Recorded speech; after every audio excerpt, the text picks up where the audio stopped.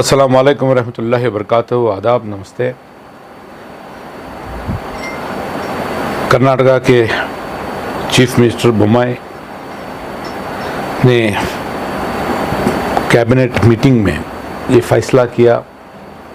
कि कर्नाटका में जो 4% रिजर्वेशन माइनॉरिटीज़ को दिया जाता है, उस रिजर्वेशन को रद्द किया जाए और उस 4% रिजर्वेशन में दीगर कम्युनिटीज़ को उसका हिस्सा दिया जाए और अक़लियतों को, मुसलमानों को इकोनॉमिकल वीकर सेक्शंस में जो 10% का रिजर्वेशन है, उस रिजर्वेशन में हिस्सेदारी उनको दी जाए। ये बहुत ही बेहुदा किस्म का गैर जिम्मेदाराना और फ़िरका वाराना फ़ैसला भारतीय जनता पार्टी का बसवराज बोम्माई का ये फ़ैसला, मैं समझता हूँ कि इसकी जितनी भी मजम्मत की जाए कम है। इस तरीके का ये फ़ैसला भारतीय जनता पार्टी जो कहती है कि सबका साथ और सबका विकास, ये साफ तौर पे पता चलता है कि ये कितने हद तक मुसलमानों के ख़िलाफ़ अपने दिल में जहर रखे हैं। मुसलमानों को कमज़ोर करने के लिए मुसलसल तौर पर ये कोशिश कर रहे हैं। आज मैं समझता हूँ कि इस तरह का फ़ैसला लेना सोशल जस्टिस के प्रिंसिपल्स के ख़िलाफ़ है, बाबा साहब अम्बेडकर के उस जमहूरी निज़ाम के ख़िलाफ़ है, जो सपना उन्होंने देखा था कि कमज़ोर तबकात को इस रिज़र्वेशन की पॉलिसी का फ़ायदा हो, ताकि वो कम्युनिटीज़ जो सोशली इकोनॉमिकली बैकवर्ड हैं उनको ताकत दी जाए। बहुत सारे रिपोर्ट्स जो हुकूमत ने की हैं, चाहे वो सच्चार हो, रघुनाथ मिश्रा कमेटी हो, नंजुंडप्पा कमेटी हो, जितनी भी रिपोर्ट्स हैं, इन तमाम रिपोर्ट्स में साफ तौर पर जाहिर है कि मुसलमानों को तमाम शोबों में पिछड़ा रखा गया है। मुसलमानों का जो पोजीशन है, उस पोजीशन बहुत ख़राब है। उसके बावजूद, इन तमाम रिपोर्ट्स के रहने के बावजूद, हुकूमत का ये फ़ैसला कि मुसलमानों को इन 4% रिजर्वेशंस खारिज किया जाए, निकाला जाए। ये 4% रिजर्वेशन जो एच.डी. देवेगौड़ा जी ने तय किया था, उसको रद्द करना, ये दो चीज़ों को आवाम के बीच में साफ तौर पर साबित करता है कि भारतीय जनता पार्टी मुसलमानों के ख़िलाफ़ है, मुसलमानों के ख़िलाफ़ उसकी सोच है, मुसलमानों को तकलीफ़ देने की बात वो कर रही है। मुसलमानों को हुकूमत की तरफ से, एडमिनिस्ट्रेशन की तरफ से थोड़ी सी भी अगर रियायत मिलती है तो उनको बड़ी तकलीफ़ होती है। आज मैं बड़ी ज़िम्मेदारी के साथ ये कहना चाहता हूँ कि कर्नाटका के अंदर गुज़िश्ता 1.5 साल से 2 साल से मुसलसल तौर पर रिज़र्वेशन की इस पॉलिसी के तहत बहुत सारे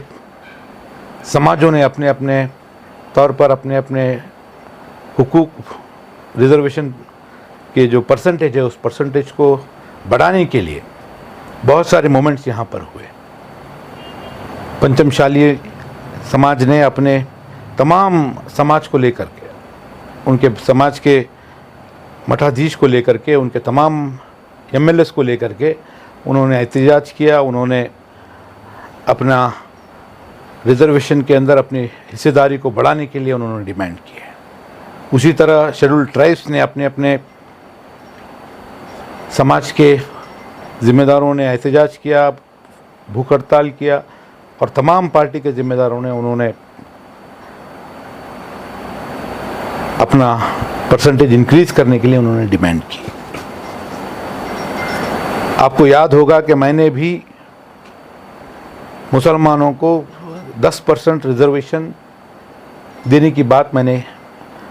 मीडिया के सामने बात रखी थी। मगर अफसोस इस बात की है कि कहीं ना कहीं इसके जिम्मेदार ना सिर्फ भारतीय जनता पार्टी है, कहीं ना कहीं हम लोग, हमारे इलेक्टेड रिप्रेजेंटेटिव्स और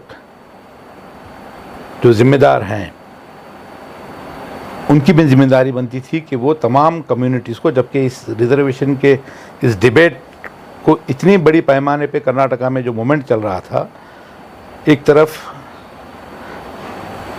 जो फॉरवर्ड कम्युनिटीज़ हैं, लिंगायत के पंचमशाली कम्युनिटी है जिसके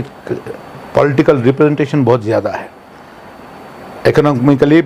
मुसलमानों से बहुत ज़्यादा ताकतवर है, वो लोग जब एहतजाज कर रहे हैं तो हमारे मुस्लिम कायदीन, मुस्लिम ज़िम्मेदार खामोश बैठे हुए हैं। ये बड़ी अफसोस की बात है, बड़ी तकलीफ़ की बात है। मैं बड़ी जिम्मेदारी के साथ कहता हूँ कि जमहूरी निज़ाम में आपको हमेशा ज़िंदा रहना है,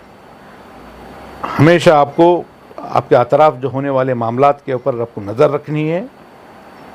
और आपके अपने हुकूक के लिए आप हमेशा अपनी आवाज़ को बुलंद करना, ये इलेक्टेड रिप्रेजेंटेटिव्स की, कम्युनिटी के जो ऑर्गेनाइजेशंस के हेड्स हैं, इनकी जिम्मेदारी बनती है। होना ये चाहिए था कि मुस्लिम कम्युनिटी भी इसके तहत अपनी आवाज़ को बुलंद करती। ऐसा नहीं है कि तमाम मुस्लिम ऑर्गेनाइजेशंस खामोश थे। बागलकोट में एक मीटिंग हुई थी जहां पर कर्नाटका मुस्लिम यूनिटी के नाम पर एक ऑर्गेनाइजेशन ने इसको डिमांड रखा था, मगर मैं समझता हूं कि जो सपोर्ट इलेक्टेड रिप्रेजेंटेटिव्स की तरफ से, पॉलिटिकल पार्टीज़ की तरफ से जो मिलना चाहिए था, और सपोर्ट जो है उनको नहीं मिला। उसका खामियाजा आज भारतीय जनता पार्टी बड़े प्लान्ड तरीके से,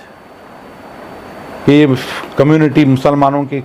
ज़िम्मेदार, मुसलमानों के इलेक्टेड रिप्रेजेंटेटिव्स खामोश हैं, सोए हुए हैं, इनको कोई जिम्मेदारी का एहसास नहीं है और वो अपने फासिस्ट पॉलिसीज़ को, कम्युनल एजेंडे को, एंटी मुस्लिम पॉलिसीज़ को बड़े आसानी से इम्प्लीमेंट कर सकते हैं। इस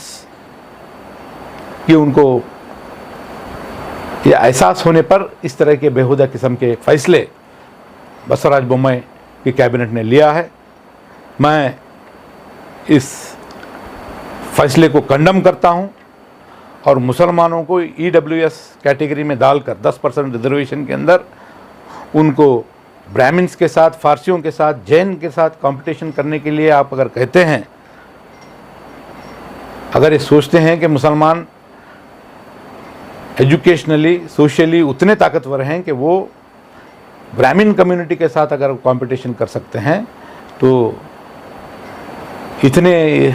इससे भी बड़ा मजाक कोई मुसलमानों के साथ हो नहीं सकता। इतना घटिया किस्म का मजाक भारतीय जनता पार्टी की हुकूमत कर रही है। आज रिपोर्ट्स बताती हैं कि बहुत से शोबों में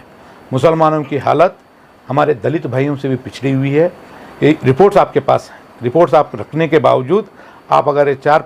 मुसलमानों को EWS कैटेगरी में 10% इकोनॉमिकली बैकवर्ड के रिजर्वेशन के लिए आप कॉम्पीट करने के लिए अगर आप डायरेक्ट कर रहे हैं, तो आप मुसलमानों के इस एंटायर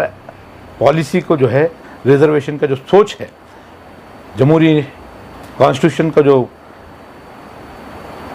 प्रिंसिपल है कि सोशल जस्टिस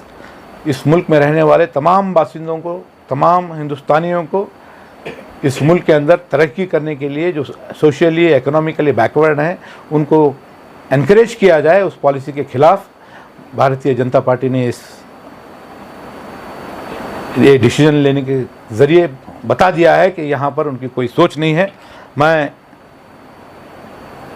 तमाम मुस्लिम दानिशमंदों से जो एक फ़िक्र लेकर के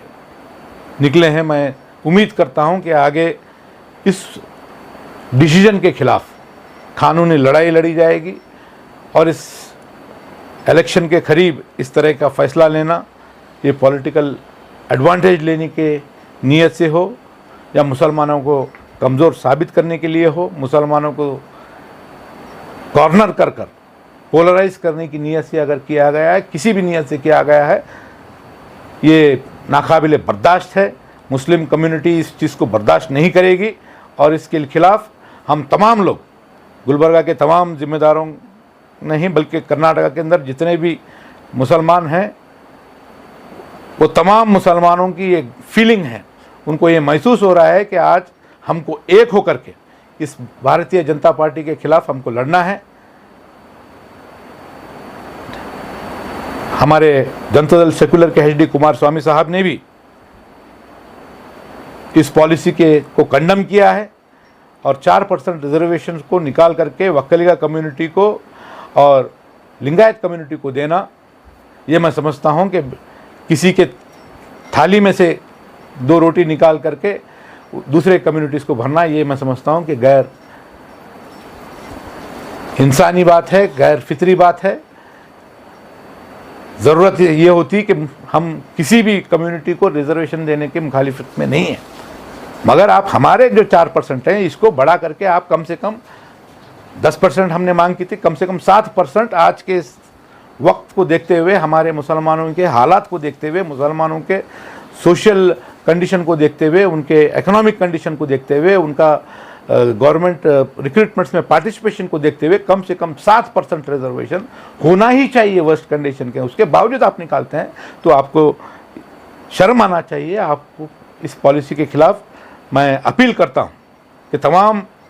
हिंदू भाइयों को भी अपील करता हूं जो चाहते हैं कि इस मुल्क के अंदर, इस रियासत के अंदर तमाम मज़हब के लोग तरक्की करें और कर्नाटका दुनिया एक आइडियल स्टेट, मैं समझता हूँ कि हिंदुस्तान के अंदर सबसे पहला स्टेट था जहाँ पर मुसलमानों को 4% रिजर्वेशन दिया गया, दूसरे किसी रियासत में नहीं दिया गया था। उसको, इस पॉलिसी को रद्द करना, हम तमाम लोगों को एक होकर के हमको इस फासिस्ट ताकतों के खिलाफ हमको लड़ना है और इंशाअल्लाह ताला ये कानूनी लड़ाई हम लड़ेंगे और इसको जो है, इस पॉलिसी को, इस चीज़ के लिए किस तरह से हम रोक सकते हैं, ज़रूर हम जो है इसको रोकने की कोशिश हम करेंगे। और भारतीय जनता पार्टी को आगे आने वाले दिनों के अंदर सेकुलर पार्टीज को ताकत दे करके इस स्टेप जो आपने लिया है, आपने जो फैसला लिया है, इस फैसले का आपको खामियाजा भुगतना होगा। इसके अंदर कोई राय नहीं है। हम अपील करता हूं कि सब लोग मिलकर के एक मोमेंट, चाहे वो सोशल मीडिया के ज़रिए, चाहे वो एहतजाजों के ज़रिए, रमज़ान का मुबारक महीना है, इंशाअल्लाह गुलबर्गा शहर के अंदर भी बहुत सारे दीगर तंजीमें इस पॉलिसी के खिलाफ, इस कदम के खिलाफ जो है आवाज़ उठा रहे हैं। हम भी उनके साथ खड़े नजर